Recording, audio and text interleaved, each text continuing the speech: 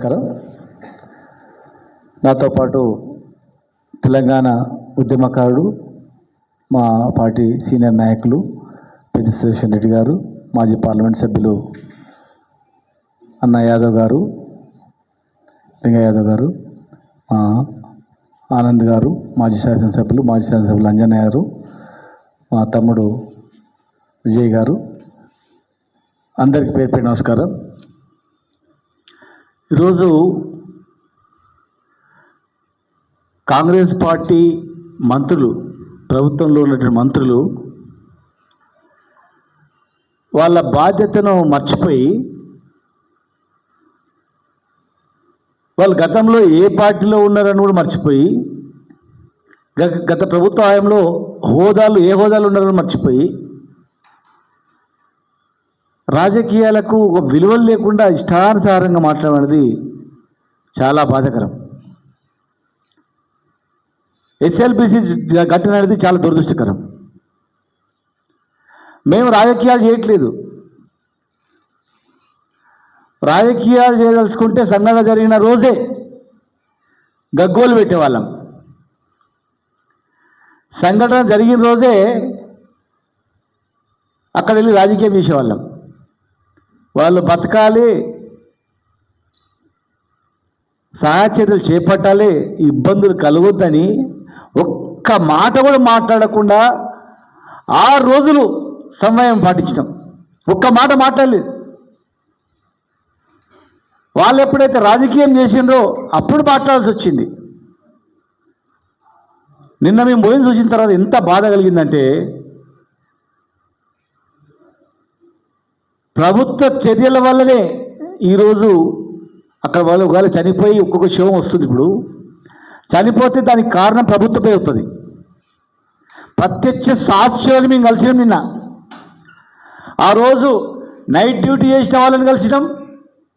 Night duty దిగిన తర్వాత మీరు పోవద్దు, కూలుతుంది, పోవద్దు అని చెప్తే ఏం కాదు నడుస్తూనే ఉంటుంది ఇట్లా అని చెప్పి పంపిన సంఘటన పోయిన తర్వాత ప్రత్యక్షంగా కూలుతుంటే పక్కన ఉన్నటువంటి వాళ్ళు కూడా కలిసినాం. నిన్న చాలా టీవీలు కూడా, TV9 కావచ్చు, అన్ని ఛానళ్ళు కూడా ప్రత్యేకంగా వాళ్ళతో మాట్లాడేటప్పుడు వాళ్ళే ప్రత్యక్షంగా వాళ్ళు లైవ్ కూడా తీసుకున్నారు. ఈటీవీ, ABN, టీ న్యూస్ వాళ్ళందరూ కూడా. మేము సీక్రెట్గా ఏం లేదు. అక్కడ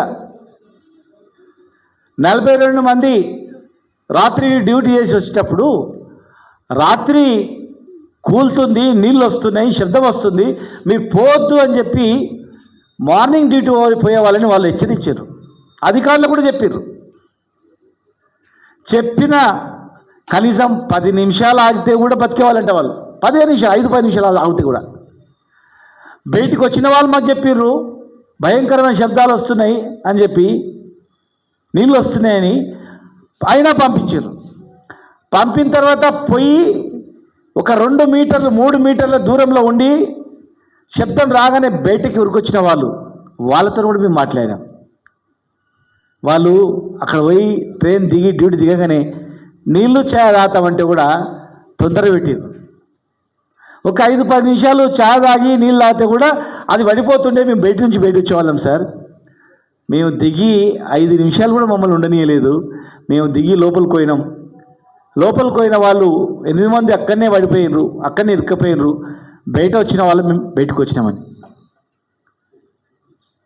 ఈ సమయం 6 రోజులైనాక కూడా 30 మంది తీయలేదు. మేము ప్రత్యక్షంగా చూసినాం.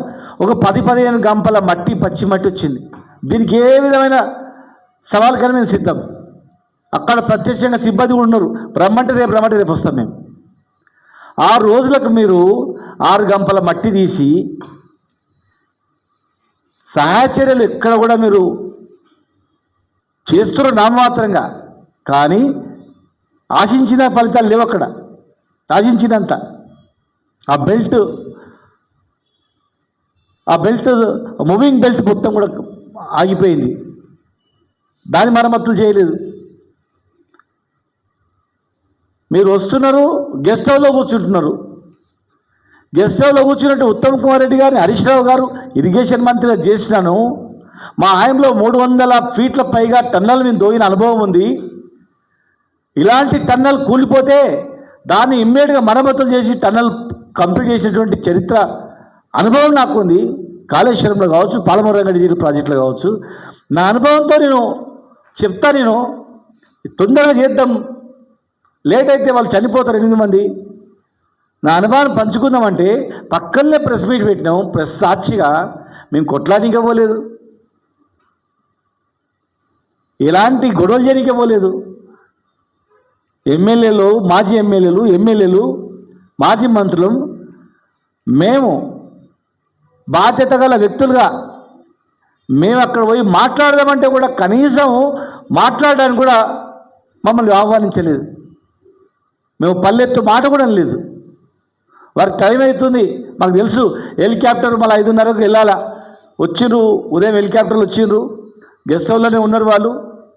మళ్ళీ 5 గంటలకు హెలికాప్టర్ లేవాలి, చీకటి అయితే నడవదు, ముందు పోయి మాట్లాడదామని చెప్పి మేము పోయినాం. అయినా మమ్మల్ని లెక్క చేయలేదు, పిలవలేదు, మాట్లాడలేదు. మాట్లాడకపోగా ఇవాళ జూపాలి కృష్ణారావు గారు ఏమంటారంటే, ఆయన మొన్నటి వరకు మా గవర్నమెంట్లో ఉన్నాడు. ఆయన మంత్రిగా ఉన్నప్పుడు, హరీష్ రావు గారు మంత్రిగా ఉన్నప్పుడు మేము అక్కడ పోయినాం. ఆయన మాట్లాడతారు 200 మీటర్లు కూడా దవ్వలేదని. దానికి మరి దేనికైనా సిద్ధమా వారు? రాజకీయాల నుంచి వారు తప్పుకుంటారా, లేకపోతే హరీష్ రావు గారు తప్పుకుంటారా? మేమందరం తప్పుకుంటాం. మా తప్పు అయితే వారు తప్పుకోమనండి, మంత్రి పదవిని తప్పుకోండి, లేదా రాజకీయాలు తప్పుకుంటాం. 12 కిలోమీటర్లు టన్నెల్ మేము తోయినాం. వారు మంత్రిగా ఉండి వారు కూడా వచ్చిండ్రు. అంటే ప్రాజెక్టుల మీద ఎంత అవగాహన ఉంది చెప్పండి వాళ్ళకు. 12 కిలోమీటర్లు అంటే 12,000 మీటర్లు. 12,000 మీటర్లు మేము తవ్వుతే 12 మీటర్లు కూడా తవ్వలేదు అంటారు. 200 మీటర్లు కూడా తవ్వలేదని చెప్తారు. మరి 12 మీరు అన్న ప్రకారము 200 మీటర్లు కూడా తవ్వలేదు అన్నారు కదా. మేము 200 కాదు 12,000 మీటర్లు తవ్వినాం. దానికి మీరు సిద్ధమా? మీరు 3,300 రూపాయలు ఖర్చు చేస్తే మేము 3,900 రూపాయలు ఖర్చు చేసినాం. 900 కోట్లు, 3,300 కోట్లు మీరు ఖర్చు చేస్తే 9 సంవత్సరాల్లో మేము కరోనా 2 సంవత్సరాలు వచ్చినా, 2 సంవత్సరాలు కరోనా వచ్చినా, ఆర్థికంగా ఇబ్బందులున్నా మేము ఆ ప్రాజెక్టుకు 3,900 కోట్లు ఖర్చు చేయడం జరిగింది. కేసీఆర్ గారికి నిజంగా చిత్తశుద్ధి ఉంది కనుకనే. అయినా ఈ ప్రాజెక్టు మీరు తప్పు డిజైన్ చేసిండ్రు, ఇంత పెద్ద టన్నల్ అనేది తప్పు అని ఆనాడే కేసీఆర్ గారు చెప్పిండ్రు. అయినా జానారెడ్డి గారు, మరి చాలామంది పెద్దలు, మా ప్రాంతానికి నీళ్ళు రావాలంటే ఎస్ఎల్బిసి 50% పైన కంప్లీట్ అయింది, మీరు చేయాలంటే దాన్ని కంప్లీట్ చేయడానికి 3,900 కోట్లు ఖర్చు పెట్టి హరీష్ రావు గారిని పంపించి పర్యవేక్షించి మీ పెండింగ్ ప్రాజెక్టులను రన్నింగ్ ప్రాజెక్టులు చేసి ఒకవైపు కేఎల్ఐ కావచ్చు, భీమా కావచ్చు, అవన్నీ ప్రాజెక్టులు కంప్లీట్ చేస్తూ కోయిల్ సాగర్ నుంచి మీరు ప్రారంభించినటువంటి 2005లో ప్రారంభించినటువంటిది నత్తనడకగా నడుస్తున్నటువంటి ఆ ప్రాజెక్టుకు మీకన్నా ఎక్కువగా, మీ 9 సంవత్సరాల్లో మీరు పనిచేసిన దానికన్నా ఎక్కువగా ఖర్చు పెట్టి మేము ప్రయత్నం చేస్తే ఇవాళ మీరు ఇన్ని అబద్ధాలా? నోరు తెలిస్తే పూర్తి అబద్ధాలే. ముఖ్యమంత్రి గారు కనీసం దాని మీద సమీక్ష చేయాల్సిన అవసరం ఉండే, అక్కడికి రావాల్సిన అవసరం ఉండే ప్రాజెక్టు దగ్గరికి. సొంతం జిల్లా కదా, సొంతం జిల్లాలో ఈ సంఘటన జరిగినప్పుడు ఇమ్మీడియట్గా ఆ జిల్లాకు రావాలి, పూర్తి అధికారులతో సమీక్షించాలి. ప్రధానమంత్రి గారిని కలిసినప్పుడు మొదటి అంశము వీళ్ళు ఎట్లయినా రక్షించాలి సార్ అని చెప్పి అడగాల్సిన అవసరం ఉండే. మంత్రిగా మీ బాధ్యత, మీరు ప్రతిపక్షం మాట్లాడినప్పుడు మీరు దానిలో ఏమన్నా ఉంటే మంచి చెడు ఉంటే మీరు పక్కకు పెట్టండి, మంచిని స్వీకరించాలా. మీరు కలవనియరు, మాట్లాడడానికి ఒప్పుకోరు. ఇన్ని అబద్ధాలు చెప్తే మీరు జూపల్లి గారు మంత్రిగా ఉండి వారు అక్కడ వచ్చి కూడా 12,000 మీటర్లు తోయిందాన్ని కూడా లేదని చెప్తే ఇన్ని కోట్లు ఖర్చు పెట్టిందని కూడా కాదని చెప్తే పైగా ఇన్ని అపండాలా? ఈ రకమైనటువంటి మాటల శివరాజకీయాలు ఎవరు చేస్తున్నారు? శివరాజకీయాలు మీరు చేస్తున్నారు. శివరాజకీయాలు మేము బతకాలని కోరుకున్నాం, వాళ్ళు బతకాలని మేము మా వల్ల ఆ పనులకు అభ్యంతరాలు కలుగుతాయని మేము రాలేదు.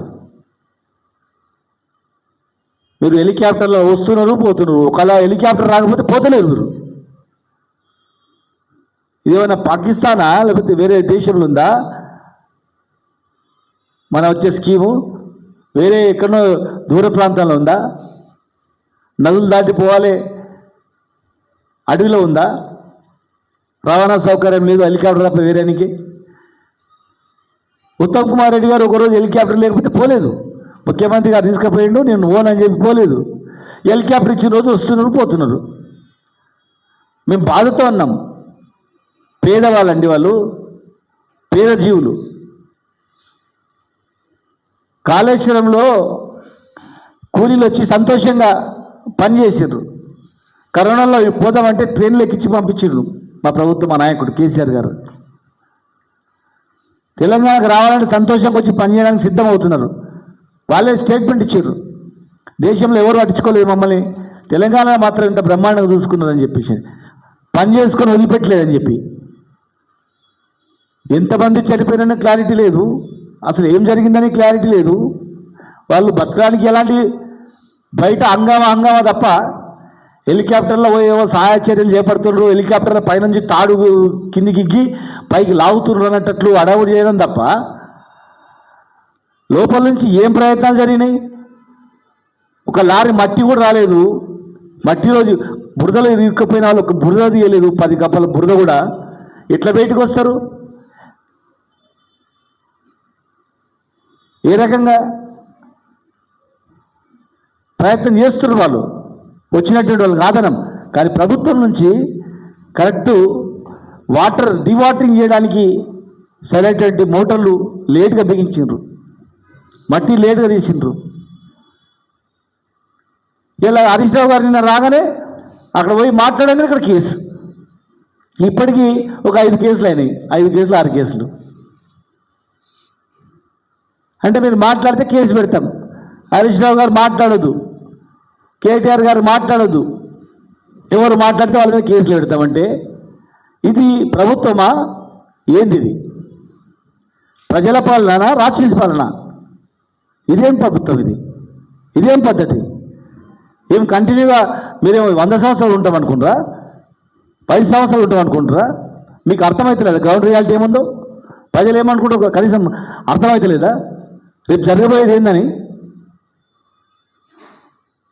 శివరాజకీయాలు చేసేది మీరు, మాట్లాడినందుకు కేసులు పెట్టేది మీరు, భయపెట్టించేది మీరు.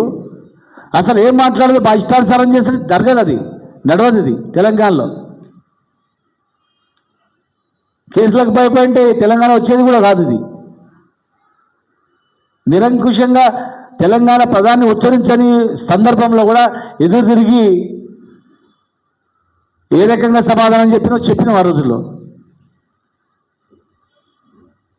పాత ప్రాజెక్టులు కంప్లీట్ చేయరు, పాలమూరు రంగారెడ్డి జిల్లా ప్రాజెక్టు పైన చిత్తశుద్ధి లేదు. డిపిఆర్ వాపసు వస్తే ఇప్పటివరకు కూడా డిపిఆర్స్ వాపసు వచ్చిన డిపిఆర్ని మళ్ళీ సబ్మిట్ చేయలేదు కేంద్రానికి, ఎలాంటి ప్రయత్నం లేదు. రైతులకు ఇచ్చిన హామీలు నెరవేర్చట్లేదు, గ్యారెంటీలు నెరవేర్చట్లేదు. మీ హయాంలో ఎన్ని కూలిపోతున్నాయి. నిన్న ఎస్ఎల్బిఎసి, మొన్న పెద్దవాగు కొట్టుకుపోయింది, అంతకుముందు సుంకిశాల. అరే ఒక పిల్లలు కాళేశ్వరం దగ్గర పిల్లలు ఇట్లా కింద కొంచెం ఇట్లా కుంగితే రాహుల్ గాంధీకి వచ్చి చూసిండు. మరి ఇలా 8 మంది చిక్కుకుపోయినరు, కూలిపోయింది. మరి రాహుల్ గాంధీ రారా? చచ్చిపోతే మనుషులు చచ్చిపోతే రారా? టన్నలు మొత్తం పూడిపోతే రారా? టన్నలు మొత్తం కూరుకపోతే రారు, ప్రాణాలు పోతే రావు. ఉట్టి పిల్లలు కుంగిపోతేనే ఊరికి వస్తారా? ఇది రాజకీయం మీరా మేమా? ఈరోజు వారు కూడా వచ్చి ఎట్లా పోయింది అని పరిశీలించింటే, రాహుల్ గాంధీ గారు కూడా వచ్చి అక్కడ చూసింటే వారికి అర్థమవుతుండే అసలు ఏం జరుగుతుందనేది. అందుకే మేము అడుగుతా ఉన్నాం, పర్యటించండి. ఎలక్షన్ ముందు ఎట్లయితే పర్యటించారు రాహుల్ గాంధీ గారు, తెలంగాణలో పర్యటించండి. వరంగల్ వస్తామన్నారు మొన్న, వచ్చింటే బాగుండేది. మీరు ఎక్కడెక్కడైతే ఏ హామీలు ఇచ్చిపోయినరో, ఎక్కడెక్కడైతే మీరు వచ్చి ప్రసంగాలు చేసిపోయినరో, మీరు ఆ ప్రాంతాలు వచ్చి పరిశీలించే తిరగండి. మీ ప్రభుత్వం కదా, ఆ రోజు అంటే మేము అడ్డుకుంటామని చెప్పి ఉండొచ్చు. ఈరోజు మీ ప్రభుత్వమే కదా. సోనియా గాంధీ గారు ఎక్కడైతే మాట్లాడిపోయిందో ఆ ప్రాంతాన్ని పరిశీలించండి. కనీసం ప్రియాంక గాంధీ ఎక్కడైతే వచ్చి ఆమె మాట్లాడిపోయిందో ఆ ప్రాంతంలో పర్యటన చేసి ఆ ప్రాంత ప్రజలతో అడగండి, మీరు ఇచ్చిన హామీలు ఏమైంది, తెలంగాణ ఏమవుతుంది, ఎక్కడికి పోతుంది, ఎక్కడున్న తెలంగాణ గ్రాఫ్ ఎక్కడ పడిపోతుంది. మీరు మాట్లాడినప్పుడు తెలంగాణ ఏ గ్రాఫ్లో ఉండే, ఇవాళ మీరు గవర్నమెంట్ వచ్చిన 15 నెలల తర్వాత ఈ తెలంగాణలో ఎక్కడ ఉంది? కేవలం మీరు మాట్లాడిన అంశాలు, మీరు మాట్లాడించినటువంటి హామీల మీదనే మీరు ఒకసారి పర్యవేక్షించుకోండి. ఇది పద్ధత అనేది. హరీష్ రావు గారు కాళేశ్వరం ప్రాజెక్టు గురించి హరీష్ రావు గారు ఇంత మాట్లాడింది కదా మీరు కేసీఆర్ గారి మీద. మరి మీ ఆయనలో 4 ప్రాజెక్టులు కొట్టుకుపోతున్నాయి, కుంగిపోతున్నాయి, చచ్చిపోతున్నారు. ఏం చర్యలు ఉన్నాయి చెప్పండి.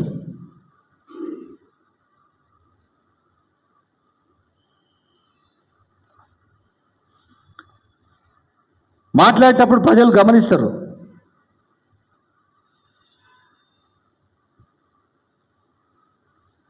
ఇష్టానుసారంగా మాట్లాడితే కుదరదు. అది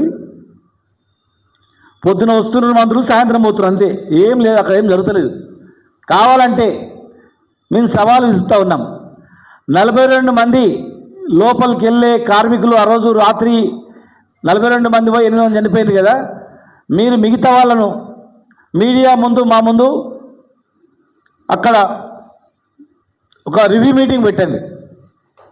రాత్రి డ్యూటీకి పోయి పొద్దుగాల వచ్చిన 42 మందిని అక్కడ కూర్చుని వాళ్ళు వద్దని చెప్తున్నా కూడా పంపించిన అధికారులు, మన సిబ్బంది ఎవరైతే పోయినారో 42 మంది చనిపోగా మిగిలిపోయిన వాళ్ళని, రాత్రి డ్యూటీ చేసిన వాళ్ళని ప్రత్యక్షంగా అక్కడ మీ సమక్షంలో మాట్లాడమని చెప్పండి.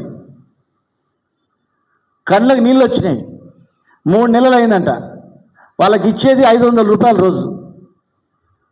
23 కిలోమీటర్లు లోపలికి పోయి ప్రాణాలకు తెగించి ఆక్సిజన్ పోయిందంటే, ఆక్సిజన్ మిషన్ పనిచేయలేదంటే చచ్చిపోతారు లోపలే ఆక్సిజన్ అడక. అలాంటి ప్రమాదకరంలో పనిచేసే కార్మికులకు మీరు ఇచ్చేది 500 రూపాయల రోజు. 3 నెలల జీతాలు ఇవ్వలేదంట వాళ్ళకు, తినడానికి భత్యం ఇవ్వలేదంట వాళ్ళకు. అక్కడనే ఉన్నారు. మేము కాదు చేసింది రాజకీయం, మేము కాదు చెప్పింది, ఇది వాళ్ళు చెప్పింది. అక్కడే ఉన్నారు సిబ్బంది. ఇవాళ పోదామంటే మీరు హెలికాప్టర్లు రాండి, అందరూ మేము బస్సులు వస్తాం, మేము అందరం. మీరు హెలికాప్టర్లు రాండి, మేము ముందు పోయి బస్సులో పోయి ఉంటాం. మీడియా ముందు అక్కడ మీరు ప్రదర్శించండి వాళ్ళను. మేము చెప్పిన దానిలో ఒక్క పల్లెత్తు మాట తప్పైతే మేము అక్కడనే ఒక్క చెంపులు వేసుకొని ముక్కురాలు రాస్తాం. అక్కడనే దాని నదిలో దుంకుతాం మేము, మా అబద్ధమైతే. వాళ్ళకు కార్మికులకు తిండి సరిగా లేదు, 3 నెలల జీతాలు ఇవ్వరా అండి ఎవరైనా? మీరు ఇచ్చే నెలకిచ్చే రోజుకిచ్చే 500 రూపాయలు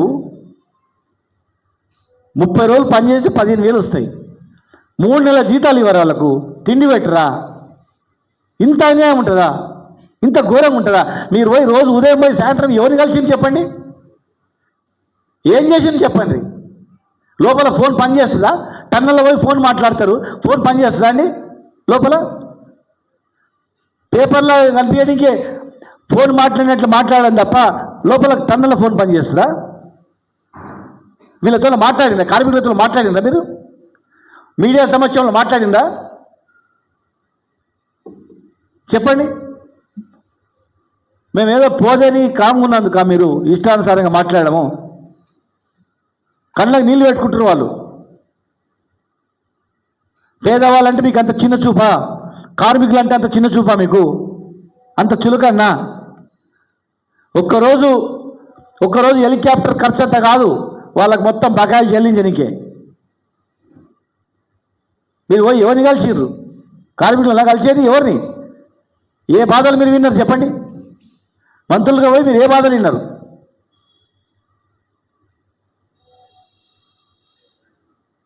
వద్దనగా పంపించిర్రు, సాగుకు కారకులయ్యారు.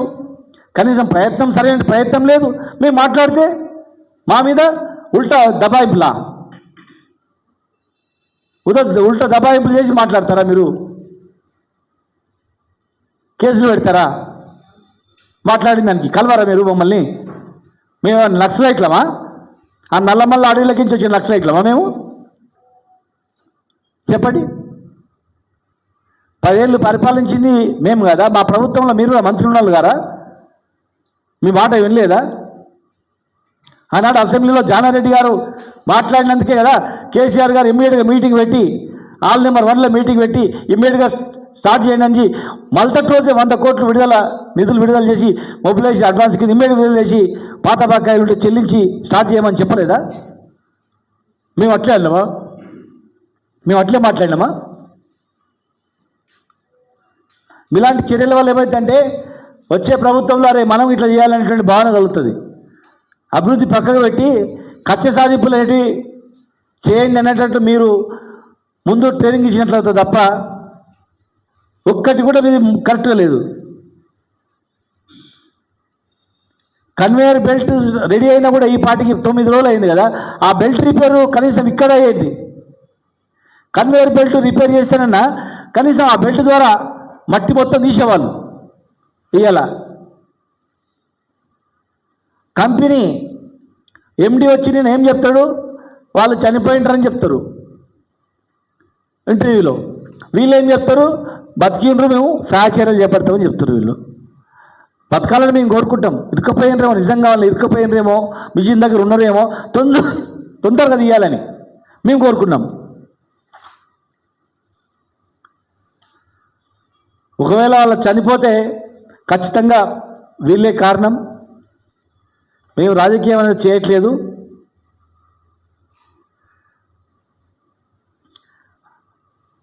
ఐదు సంవత్సరాల తర్వాత పనులు ప్రారంభమైనప్పుడు మీరు 15 నెలల్లో 15 మీటర్లు కూడా తీయలే. మీరు 15 నెలలు మీరు పరిపాలన చేసి 15 మీటర్లు కూడా తవ్వలే. మీరు 15 మీటర్లు కూడా మీరు మట్టి తోలే. 5 సంవత్సరాల తర్వాత పని చేసేటప్పుడు మీరు geological survey of India report తీసుకోవాలి. లేదు నేషనల్ ఇన్స్టిట్యూట్ ఆఫ్ రాక్స్ మేకర్ని పిలిపించి వాళ్ళ ఒపీనియన్ తీసుకోవాలి. ఒకవేళ geological survey of India report మీరు ప్రారంభించే కన్నా ముందుంటే మీడియా సమక్షంలో ప్రవేశపెట్టాలి. అది లేదంటే నేషనల్ ఇన్స్టిట్యూట్ ఆఫ్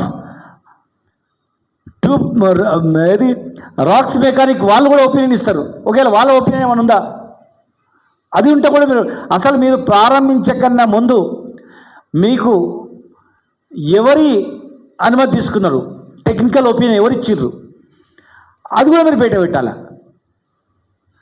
ఇది ఆగిపోయినప్పుడు వాటర్ వస్తుంది, పైనుంచి మట్టి వస్తుందని ఆగిపోయింది.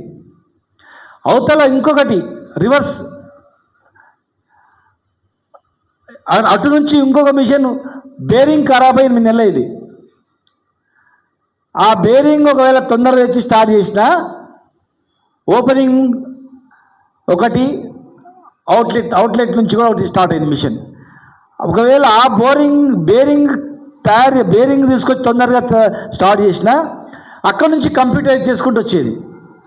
మీరు బేరింగ్ తెప్పియలేదు ఇంతవరకు. ఇంకా చిన్న బేరింగ్ తెప్పియక ఆగిపోయింది అవతల.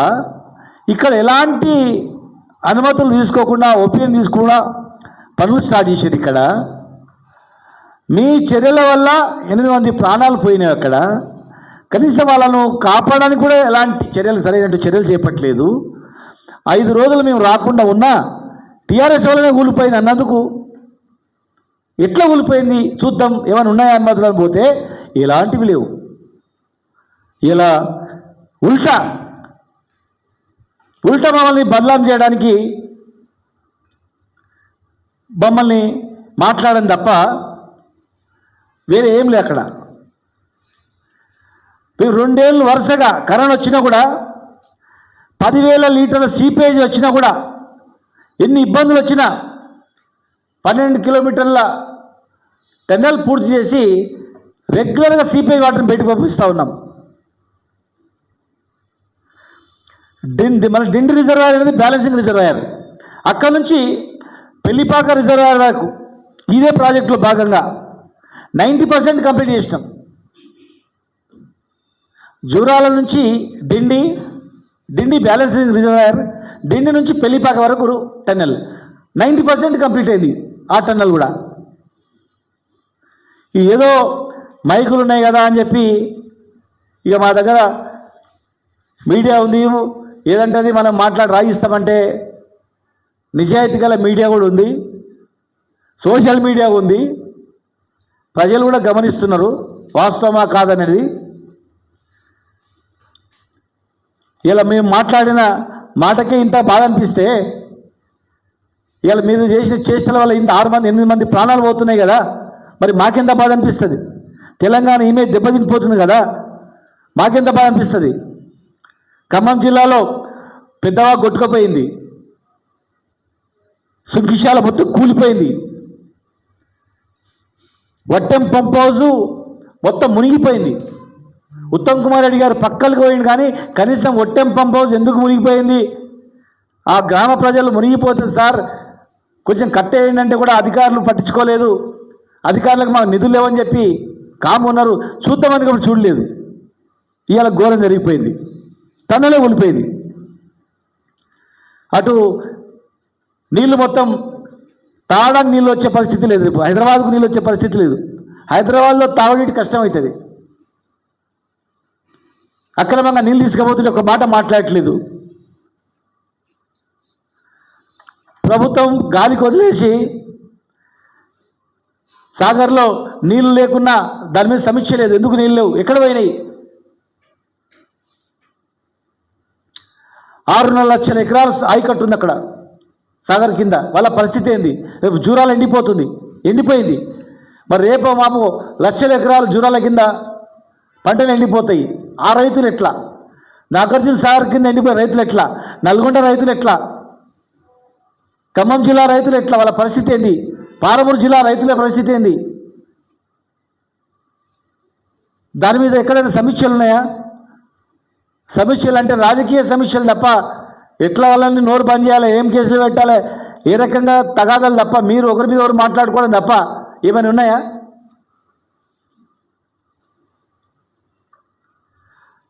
లక్షల ఎకరాలు ఎండిపోతున్నాయి. ఆంధ్ర గవర్నమెంట్ నీళ్ళు తీసుకుపోతుంది. కేఆర్ఎంకి ఫిర్యాదు చేసినా పట్టించుకోవట్లేదు. రేపు మహబూబ్నగర్ జిల్లాకు, నల్గొండ, హైదరాబాద్కు తాగడానికి నీళ్ళు కష్టమవుతుందని చెప్తే కూడా కనీసం పట్టించుకుని అర్థం లేడు ఎవరు కూడా.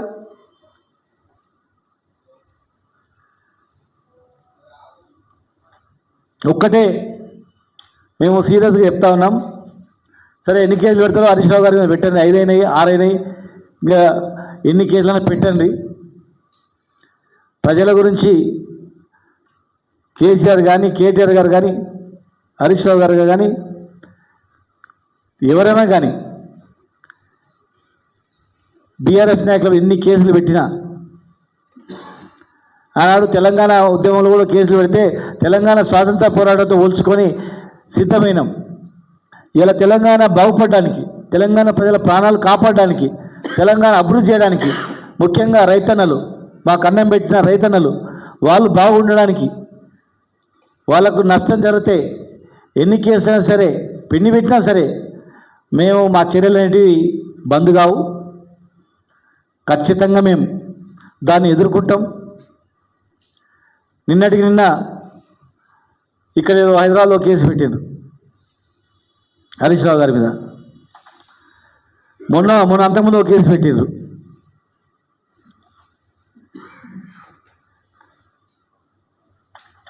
ఇక రేపు ఎన్ని పెడతారో, ఇక చాలా ఉన్నాయి. ఇక ఈ ఫోటోలు చూపిస్తే ఇక వాళ్ళలాగా మేము మాట్లాడలేము. వాళ్ళు అక్కడ పోయి ఏమేమి చేస్తున్నారు అనేది.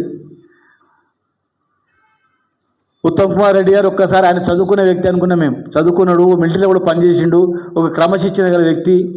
ఆయన మాట్లాడితే ఒక పద్ధతి ఉంటాను. కానీ వారు కూడా గాలికి వదిలేసినట్లు ఉన్నది వాళ్ళ పరిస్థితి. వారు మేము పోయినప్పుడు పిలుచుకోవాలి, రాండి టీ తాగండి, ఇగో ఇట్లా జరిగిందని మాకు వివరించాలా. ప్రతిపక్ష నాయకులుగా, ప్రతిపక్ష పార్టీగా వారు వివరించాలా. వివరించకపోగా అడ్డగోలుగా మాట్లాడిన వారు, ఇష్టానుసారంగా మాట్లాడిన వారు. మేము బయటికి వెళ్ళంగానే రాజకీయాలు చేస్తారని మాట్లాడారు. అంటే ప్రతిపక్ష పార్టీ ఆడ పోయి మాట్లాడడం తప్ప చిల్లర రాజకీయాలు మీవే మావే చిల్లర రాజకీయాలు చెప్పండి. మాటలేమో కోటలు దాడుతున్నాయి, ఆచరణ మాత్రం గడప కూడా దాడతలేదు. ఆడ ఇలా హైదరాబాద్లో ఉన్న వాళ్ళు హెలికాప్టర్ కట్ట కట్ట కట్ట కట్ట కట్ట పోతుంటే ఏం చేస్తున్నారని వస్తున్నారా? ఏమైనా చేసింది ఏమైనా ఉందా? ఫలితం ఏం లేదు. ఇది ఈ ప్రభుత్వ చరిత్రలో ఒక దుర్మార్గమైన హిస్టరీగా మిగిలిపోతుంది. గుర్తుపెట్టుకోండి. మీరు అనుకుంటుండొచ్చు జూపల్లి కృష్ణారావు గారు 5 కిలోమీటర్లు దొరికినని చెప్పిండు మొన్న. ఇవాళ ఏమో 12 కిలోమీటర్లు అని ఒప్పుకున్నాం. మళ్ళా రోజుకో మాట, పూటకో మాట. హరీష్ రావు గారితోనే ఎంబడొచ్చి ఆ టన్నెల్ కూడా వచ్చిన సంగతి ఉంది. ఆయన రాత్రికి మొన్న పార్టీ మారినంత మాత్రాన పాతవన్నీ మర్చిపోతే ఎట్లా? ప్రభుత్వం దగ్గర రికార్డులు ఉన్నాయి, వాళ్ళ దగ్గర రికార్డులు ఉన్నాయి. వాళ్ళు తెప్పించుకోమని చెప్పండి. వాళ్ళకన్నా 600 కోట్లు ఖర్చు ఎక్కువ చేసింది మేము.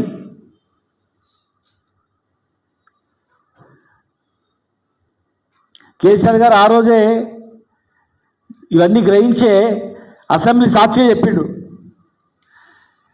నీళ్ళు ఇవ్వాలనే ఆలోచనతో మొదలుపెట్టినటువంటి ప్రాజెక్టు కాదు ఇది.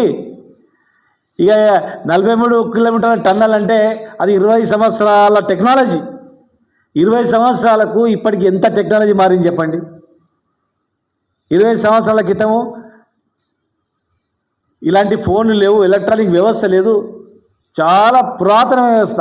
20 సంవత్సరాల కింద టెక్నాలజీ తీసుకొని ఎన్నో ఏళ్ళ పంచవర్ష ప్రణాళిక టైప్లో 20 ఏళ్ళ ప్రణాళిక పెట్టి నీళ్ళు ఇచ్చేది లేదు, తొయ్యేది లేదు, చచ్చేయలేదు అని ఇట్లా ప్రాజెక్టు మొదలుపెట్టి ఇవాళ 8 మంది ప్రాణాలను బలిగొని